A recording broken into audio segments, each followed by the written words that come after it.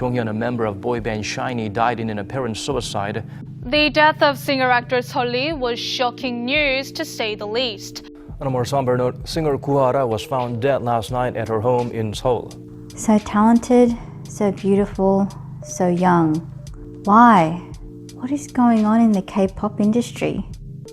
South Korea has the second highest suicide rate amongst developed nations, with suicide being the #1 cause of death among South Koreans aged 10 to 39. This issue transcends K-pop, and on many levels this issue transcends Korea. Whilst the crux of this issue is universally human, when it comes to Korea, everything is that much more intense.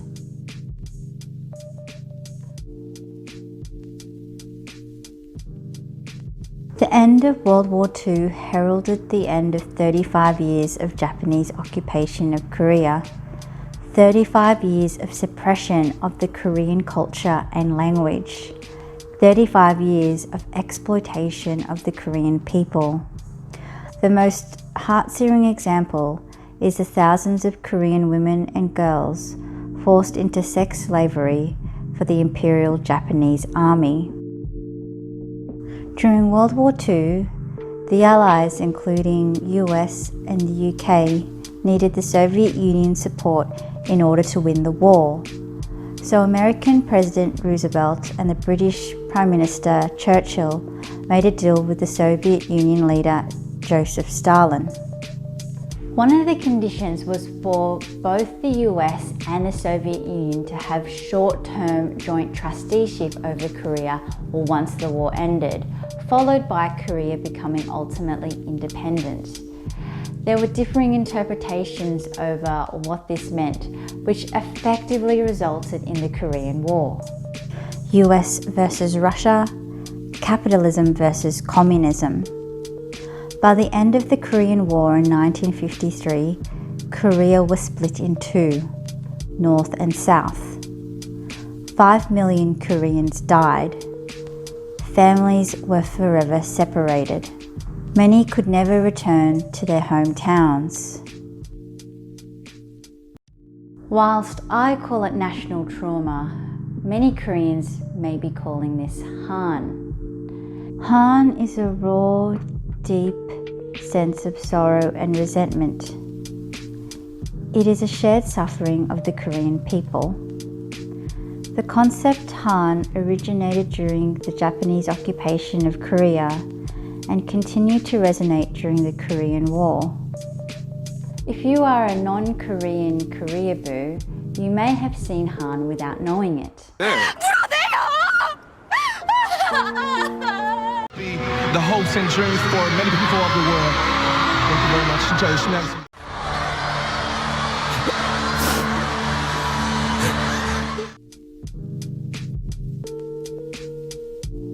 After the Korean War, South Korea was a country in ruin. It was one of the poorest countries in the world, with an annual GDP per person of $79 US. Enter President Park Chung-hee. Under his military-like leadership from 1963 to his assassination in 1979, the South Korean economy grew rapidly.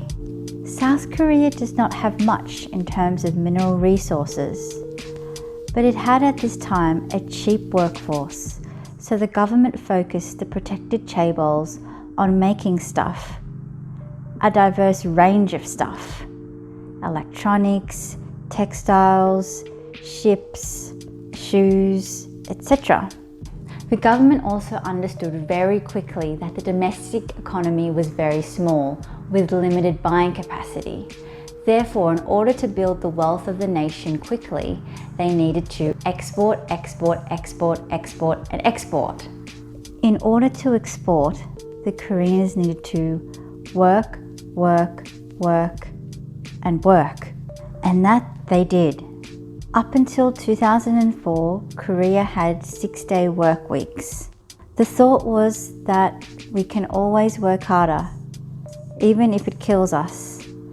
At least we die in a land ruled by Koreans for Koreans.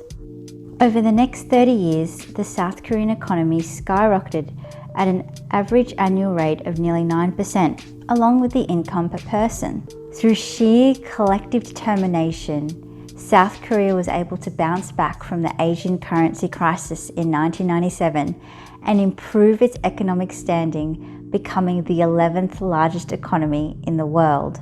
And on top of that, Korea became a force in soft power via the Hallyu wave. The Hallyu wave is the global popularity of Korean pop culture, including K-pop. The same ingredients which were key to South Korea's effectiveness in the car, electronics and other industries were also vital to K-pop success. The chaebol model, family-controlled conglomerates, ultra-refined assembly lines, high competition, Confucian deference to elders, and a whole lot of hard work and sacrifice. It is no secret that K-pop idols work insane number of hours. First performance debut stage, September 5th. Debut of K-pop girl group FX. I remember just being sleepy that day because we didn't sleep the night before because we were just practicing. Even with their global domination, BTS only got their first holiday in October 2019, over 6 years since their debut. Working long hours is not just part and parcel of a K-pop idol's life, but of a Korean's life generally. For example, Korean students attend school 6 days a week. High school students start their school day at 8 a.m, finish at 10 p.m, and then often go to a cram school to study until 2 a.m. And once they have managed to survive high school and university, high youth unemployment awaits. Being a Korean adoptee, I feel like I may have dodged a bullet. Confucius was a revered Chinese philosopher who lived in 6th century BC. One of the main tenets of his philosophy was deference to elders or seniors, whether that is children obeying parents, employees obeying their bosses, or students obeying their teachers. Many historians like to say that the further east the Confucius teachings were passed, the more rigidly and passionately they were adhered to. No better can this be seen but in K-pop, where respect amongst the idols is defined by the date you first debuted. Confucianism can also strongly be seen in the relationship between the entertainment label and the idol. The entertainment label has utter and total control over the idol, from styling, branding and music to diet, scheduling and dating. Idols being banned from dating is widely seen in Korea as an accepted sacrifice for national adoration and success. Koreans tend to forego mental health treatment in order for their family to not be looked down upon socially. Mental health issues are seen as a sign of weakness and should be dealt with by willpower. So we have overworked, sleep-deprived citizens nationwide who have limited situations where they can express their negative thoughts and emotions freely. Seeking professional help for mental health issues is frowned upon, and one of the few ways one can express their negative emotions is by venting or trolling anonymously online. On top of that, if you are a K-pop idol, you are effectively banned from having intimate relationships, which humans have biologically evolved to desire in order to procreate. Sounds like we have a perfect storm for a mental health epidemic.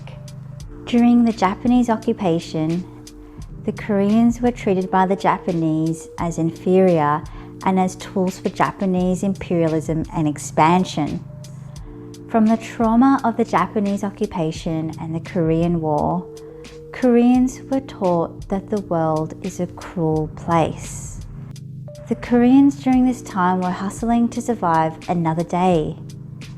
There was no time or resources for mental health. Working non-stop is a perfect antidote to trauma and hopelessness. There is a hopefulness and virtuousness in working endlessly.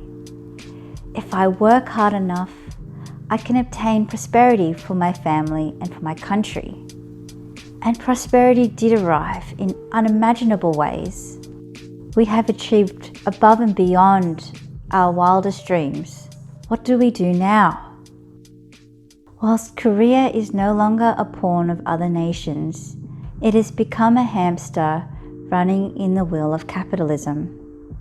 Because the trauma has been pushed aside in order to work harder and faster, it has never been recognized or identified. Whilst the idea of Han is widely understood by Koreans, it would appear by the high suicide rates that the trauma has not been faced and grappled with. For generations now, Koreans have been treated and continue to treat themselves as machines which can work endless amounts of hours. I think we need to go back to first principles. The answers are in the Korean flag. In my humble opinion, the most beautiful flag in the world. At its core, it represents balance. Whilst it is a binary balance, a balance of dark and light, negative and positive, it is nonetheless balance. Balance, I think, is what is missing. Now that prosperity has been obtained, it is time to enjoy the fruits of hard labour. Take time to reflect and face the demons of trauma. No longer being enslaved by capitalism, but using capitalism as a tool for economic and social stability, to live in peace and contentment, which is much more than the Koreans of past generations could have hoped for.